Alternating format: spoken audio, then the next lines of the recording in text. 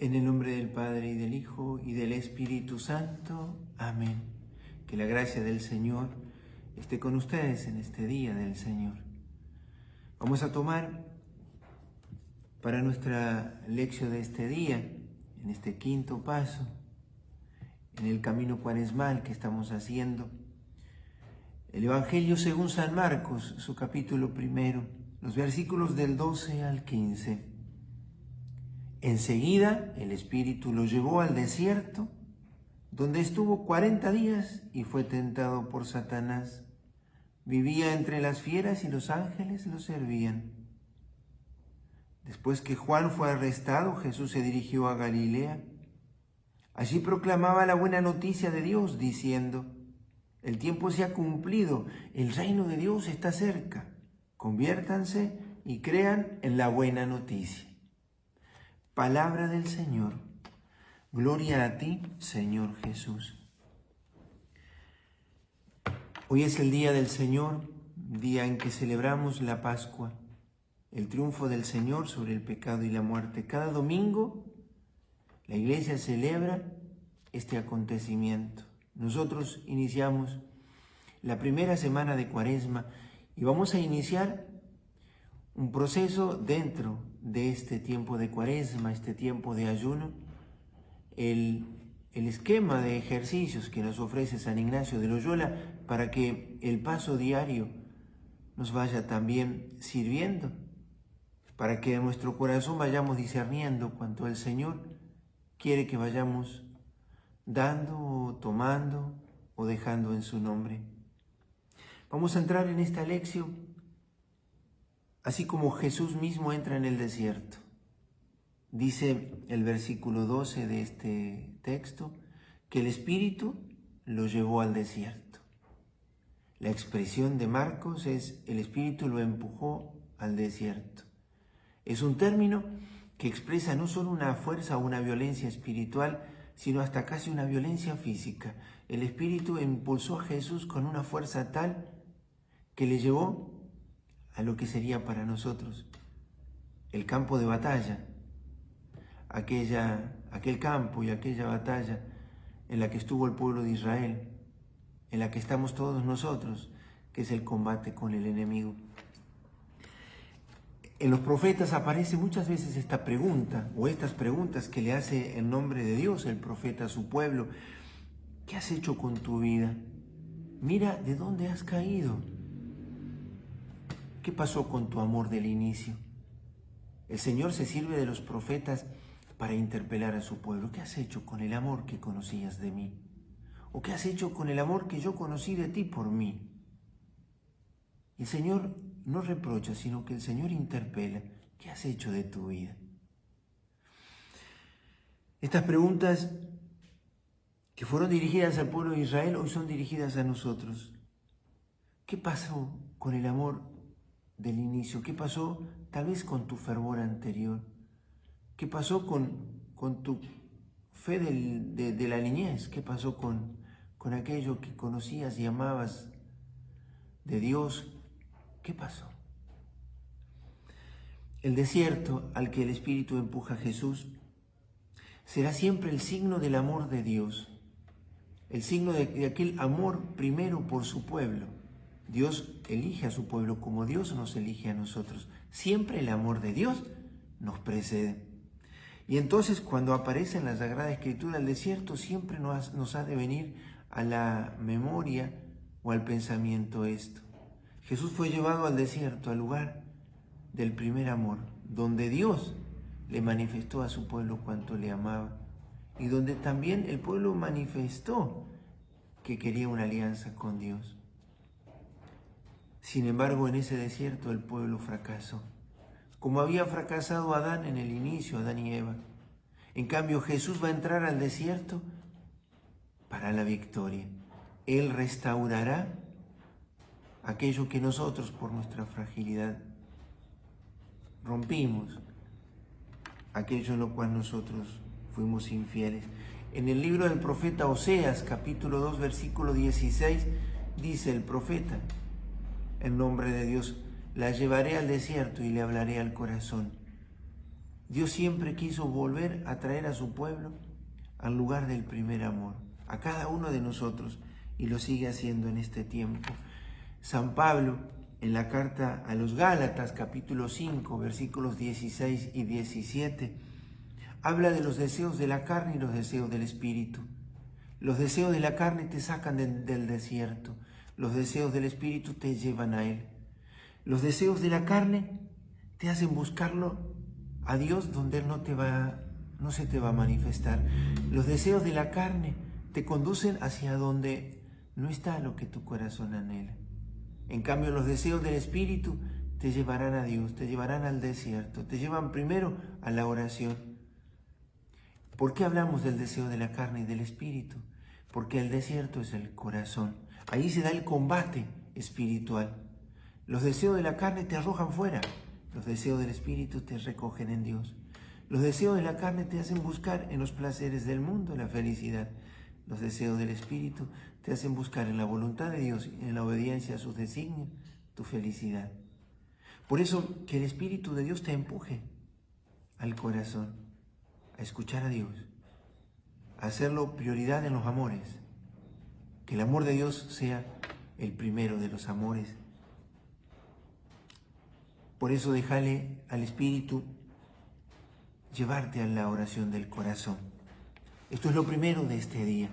En este domingo primero de Cuaresma, hemos de pedirle al Espíritu que nos lleve a la oración y dejarnos llevar por Él.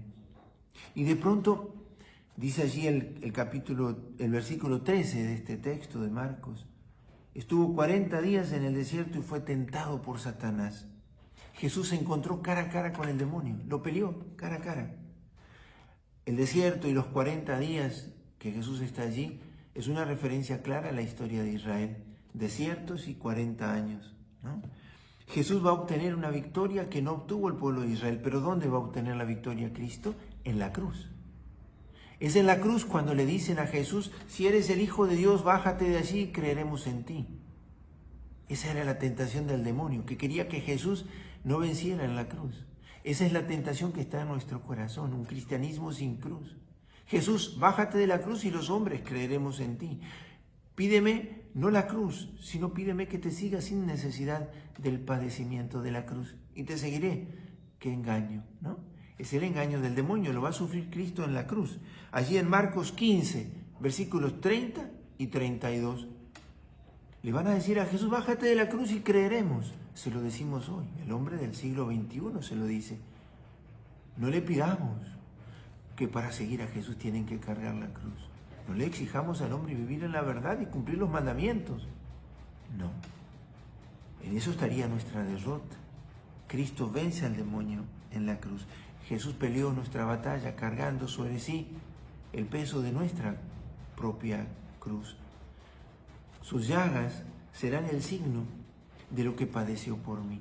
Peleemos sus batallas.